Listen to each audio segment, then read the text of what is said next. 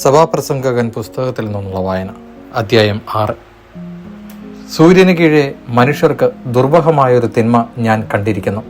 ഒരുവൻ ആഗ്രഹിക്കുന്നതിലൊന്നിനും കുറവ് വരാത്ത വിധം ദൈവം അവന് സമ്പത്തും ഐശ്വര്യവും കീർത്തിയും നൽകുന്നു. എങ്കിലും അവിടുന്ന് അവന് അവ അനുഭവിക്കാനുള്ള കഴിവ് നൽകുന്നില്ല. അന്യൻ അവ അനുഭവിക്കുന്നു. ഇത് മിഥ്യയും തീവ്രവേദനയുമാണ്. ഒരുവൻ 100 മക്കളോടുകൂടെ ദീർഘായുഷ്മാനായിരുന്നാലും അവന് ജീവിത സുഖങ്ങൾ ആസ്വദിക്കുവാനോ ഒടുക്കം സംസ്കാരം പോലും ലഭിക്കുവാനോ ഇടവരുന്നില്ലെങ്കിൽ അതിനേക്കാൾ ഭേദം ചാപിള്ളയായി പിറക്കുകയായിരുന്നുവെന്ന് ഞാൻ പറയും. കാരണം അത് മിഥ്യയിൽ ജനിച്ച് അന്ധകാരത്തിലേക്ക് പോകുന്നു. അതിൻ്റെ നാമം അവിടെ തിരോഭവിക്കുന്നു. അത് വെളിച്ചം കാണുകയോ എന്തെങ്കിലും അറിയുകയോ ചെയ്തിട്ടില്ല. എങ്കിലും അത് മുൻ പറയപ്പെട്ടവനെ പോലെയല്ല. അതിന് സ്വസ്ഥതയുണ്ട്. അവൻ 2000 വർഷം ജീവിച്ചാലും ഒരു ഭാഗ്യവും അനുഭവിക്കുന്നില്ലെങ്കിൽ ഇരുവരും ഒരിടത്തല്ലേ ചെന്നടിയുന്നത്. ഉദരപൂരണത്തിനാണ് മനുഷ്യന്റെ അധ്വാനം മുഴുവൻ. എങ്കിലും അവന് വിശപ്പടങ്ങുന്നില്ല.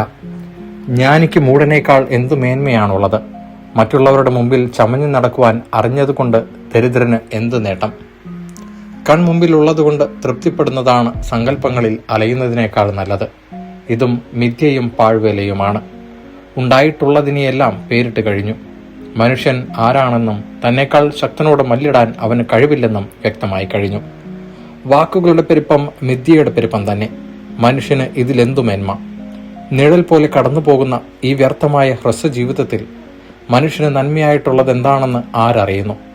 സൂര്യന് കീഴെ തനിക്ക് ശേഷം എന്ത് സംഭവിക്കുമെന്ന് അവനോട് പറയാൻ ആർക്ക് കഴിയും? ദൈവവചനമാണ് നാം കേട്ടത്.